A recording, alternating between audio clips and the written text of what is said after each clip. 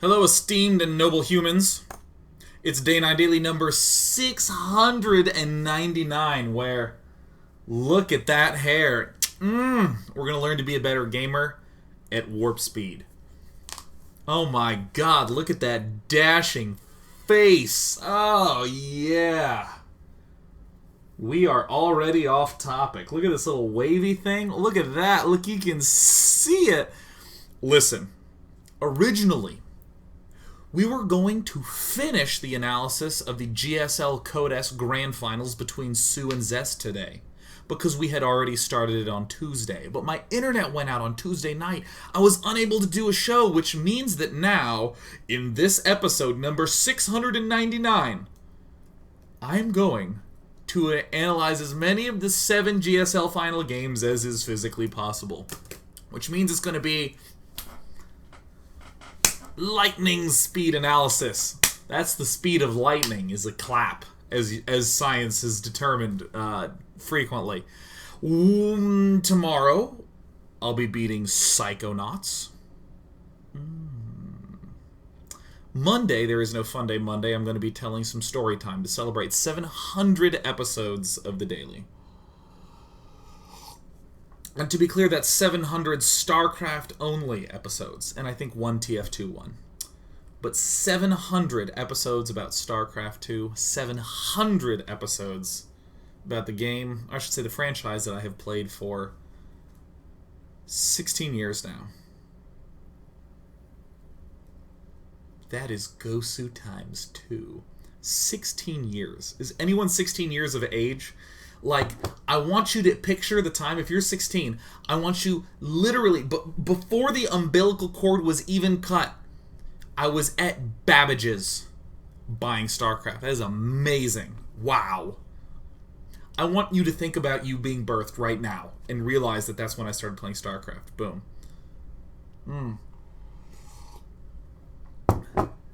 In other tangent news, if you have never read the Dresden files, read the motherfucking Dresden files. If you don't like to read, go buy Stormfront, book 1 of the Dresden files.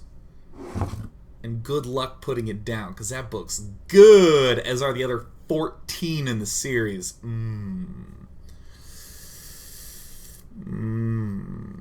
So we're going to go through the analysis of these games rather quickly. And in each of these, what I'm going to do is point out really what I'll call just the big elements, the big plays, the key moments, the key things. Where we have this big ol' map in Game 1. We're going to be going chronologically. I don't want to just talk about strategies. I want to talk about momentum in series. I want to talk about that quite a bit because it's, if you've ever played in a Best of X, very, very, very, very, very important.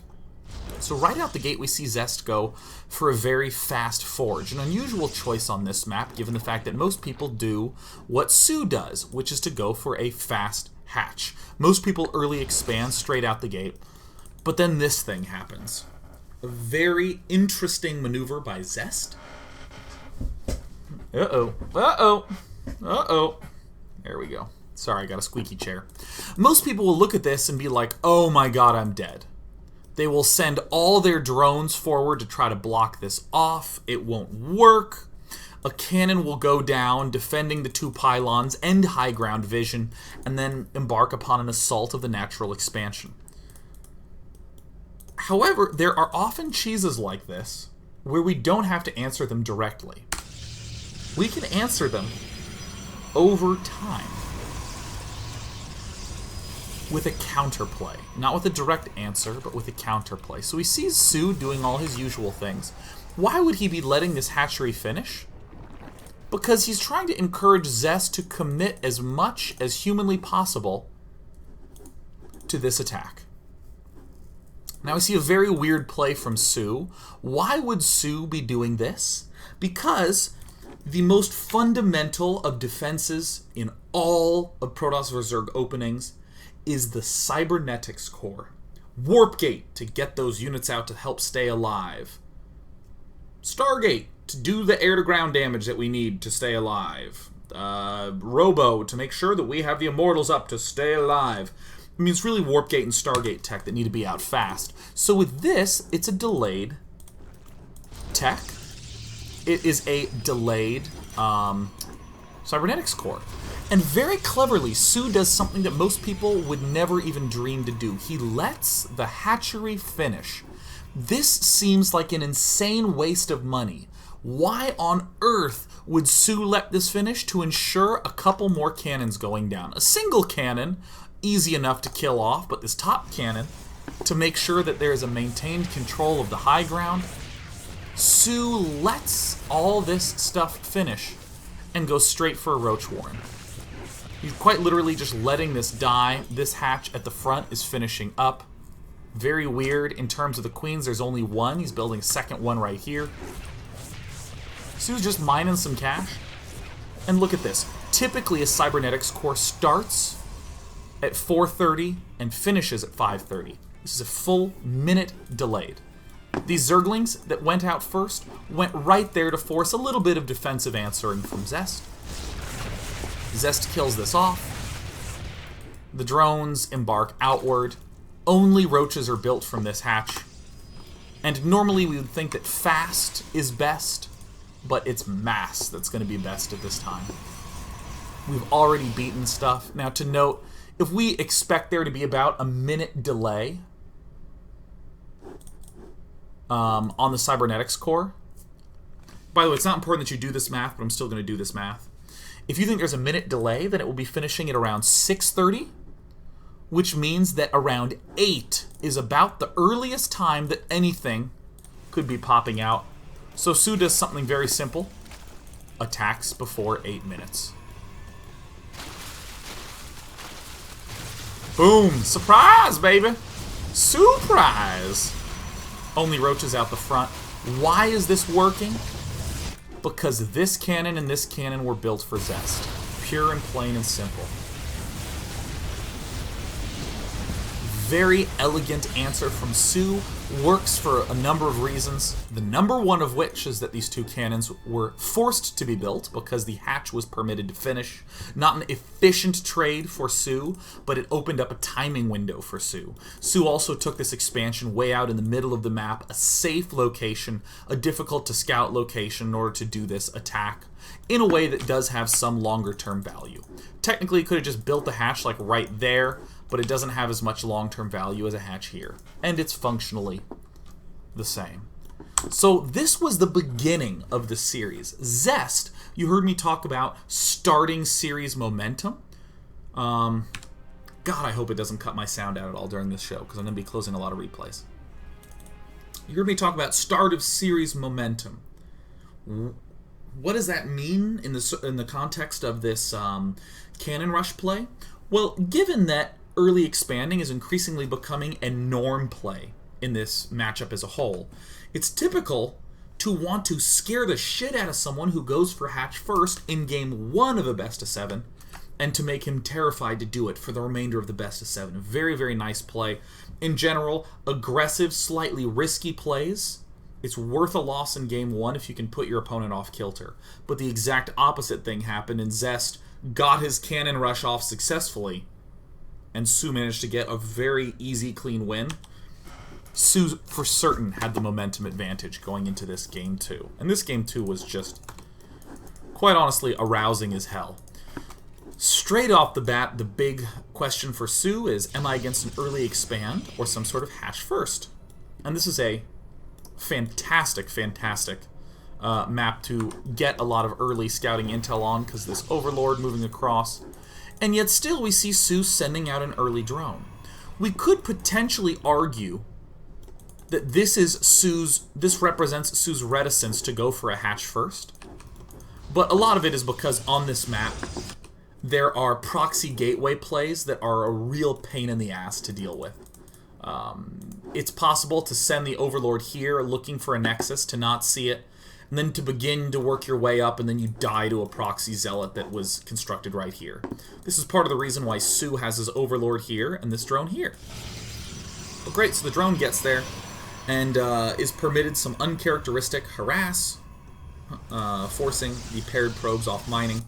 And at the back we see soO happily building up lots of drones and getting an unusually early extractor. Unusual because most people are always like, oh my god, I can't wait to get a third hatchery. But given the fact that soO has seen an early gateway play, I think it's almost always a correct choice. Excuse me, it's almost never an incorrect choice to do this. You can certainly go for a third hatch and be fine and dandy. But I do like these fast speed plays because of the potential for players to do stuff like this. We want to do a little bit of exploitation. Let me just note that there was a daily a few weeks back where DRG opened with fast speed and just maxed out Lings with the first injects of these queens and broke down this front. So there is an early play as well.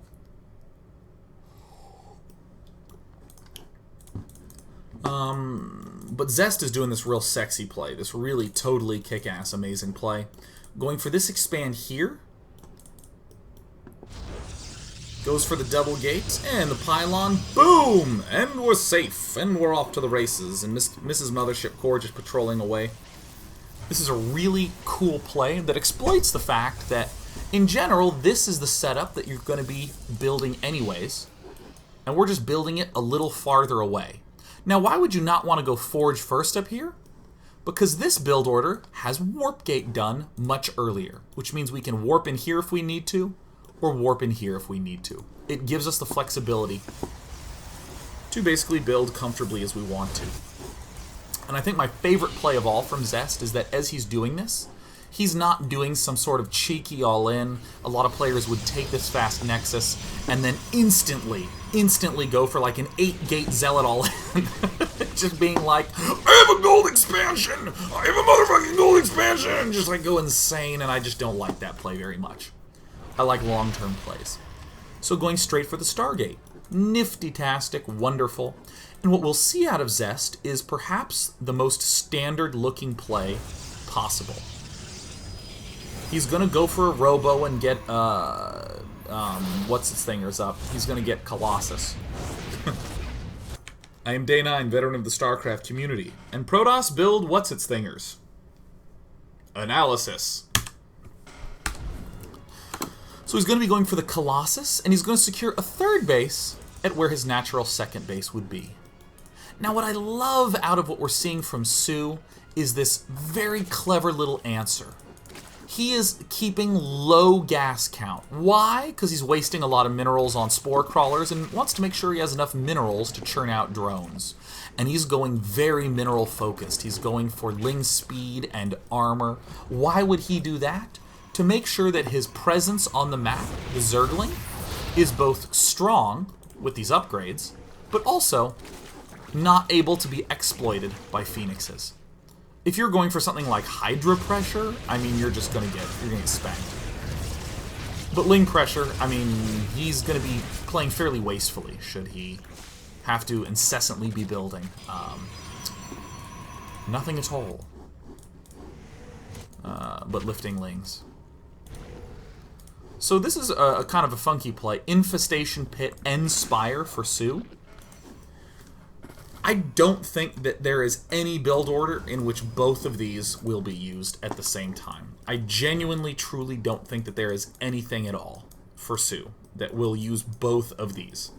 I said the same sentence twice in a row, and I intended to, because it's just quite honestly extremely hard to think of a variation on that.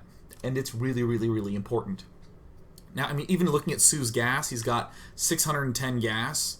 He's not just going to, like, go pathogen glands and 3 mutalisks and then 2 infestors. It's just going to be weak. But what's happening is that this is very difficult for Zest to make a clear judgment call as to if he's doing one or the other. And this is one of these key moments in the game. He's going Infestation Pit and Spire. soO has the option to do whatever is most correct in this circumstance. And because the opponent went for Phoenix as well as a third base, which the Lings have spotted, soO knows he can do this comfortably. He's setting up all the options because, again, most importantly, he can do it comfortably. If there was no second expansion here, he would really have to commit to something quite quickly. But he doesn't have to commit as fast here. Has that leisure. So in this spot, we see the advantage of soO's early Ling speed and, of course, notable Ling numbers. He gets to identify what is going on. He gets to see, are there more zealots? Is there an increase in this, that, and the other? What is there lots of being built? And I'm going to have to do this in 2 chunks. I'm going to focus on the Zerg side of things first, and then we're going to dip back onto the Protoss side. So what I love about what we're seeing from soO is that he's getting roach speed. He's beginning to upgrade roaches again. Very difficult read of what's going on for Zest. And what we're going to see out of the Spire is more or less an anti-Robo type play. It's going to deal with both the Phoenixes and the Robo. We see how the Overlord's coming out. Come on, do it. Corruptors first. Mass expanding. The Speedlings, the real heroes of this build, are spotting everything that's going on, making sure that no surprise answer needs to be made. But then suddenly the Corruptors are going to come out, shut down all the Phoenixes that are abound, likely shut down any Colossus push that would be coming, or even provide an opportunity for a Colossus offensive. This is where soO can begin to go roaches and be aggressive. This is where he can begin to get pathogen glands and do cool and creative things with that. Very cool play. Very, very, very cool. I absolutely love it. This is where we begin to see map control get seized up for soO, and he can make a transition to Locusts very, very easily, which makes a lot of sense. He has seized up map control. He's built Queens up against the Phoenixes. It's a very natural decision to elect to go for Swarm Hosts, as these Queenies integrate well with it. Now, the purpose of this push is to shove Zest into the defensive and to kill Colossus. I want you to see so clearly the connection between these Corruptors and this Enduring Locust play. What's the real killer of Locusts? The Colossus. So if we do a push, an inefficient push, where we will lose probably more than our opponent, but one in which we shoot his Colossus count down to 0, suddenly when our Swarm Hosts arrive, we're in golden position to fuck him up. Gorgeous push from soO. Absolutely brilliant push for soO. We even see drones beginning to get accumulated down here. This is one of the sexiest timing pushes I've ever seen. Gets the Corruptors up and then immediately pushes, really, of course, to shut the Colossus count down. But let's look at this amazing play that we see out of our Protoss player, Zest, who's currently down 0-1 in this series at this point. Zest does something rather unusual. He's going for the Twilight Council. What would be happening 99 times out of 100? Blink Stalker, Colossus with range, a standard composition. And instead Zest goes straight for charge. With the influx of these additional minerals, Zest is more or less up to this point accelerating a normal build. He's doing a very standard build order faster with these minerals. But once all his buildings are in place, he's just going to have a lot of excess minerals. So he can have a lot of excess zealots. So what strategy would accentuate a zealot-heavy play? Well, a Zealot Archon play would certainly accentuate and strengthen a zealot-heavy play. And then Zest just does something that's like wacky as all hell. I think that in this spot, Zest is obviously controlling vision along the top sides. I believe that what Zest is perceiving to be going on is that there might be an attack coming soon, but no problem. I warp in sentries and block. Really only on this map can we have a separated defensive line like this. And there we go. We'll just do a huge counter warp in the main. This is a weird strategy. If you wanted to do Zest's strategy, I would just strongly recommend going for the double forge, building a lot of gateways, something closer to 11, and just go pure Zealot Archon at the front. And don't spread your Zealots out. Keep them with the main force and attack more. Spreading your Zealots out and leaving them away from your core force is very difficult to do well with a Zealot Archon army. So I think Zest is essentially waiting for this Zerg player to make a big counter move. And look at this sexiness, huh? Look at that. Look at that cool shiatsu. And then, of course, is going for Blink. Because the Phoenixes are starting to get killed by Corruptors, he suddenly has no utility against a surprise Mutalisk play. Speaking of surprises, waltzes right on into the main. An absolutely gorgeous play. Fantastic move here by soO. Again, under the presumption that there would in fact be some kind of transition to Mass Colossus, but suddenly we see this Zealot Archon force just ripping everything to shreds. And again, we see this defensive advantage of this very tiny choke. We see this defensive advantage from this very tiny choke. An invitation for soO. Please, please try to come kill off all my varying expansiones, because I will eviscerate your main no problem. I really think that this strategy will only ever work on this map, due to, again, this defensive edge from this double ramp at the two bases. So he tries to fly away, it gets picked off.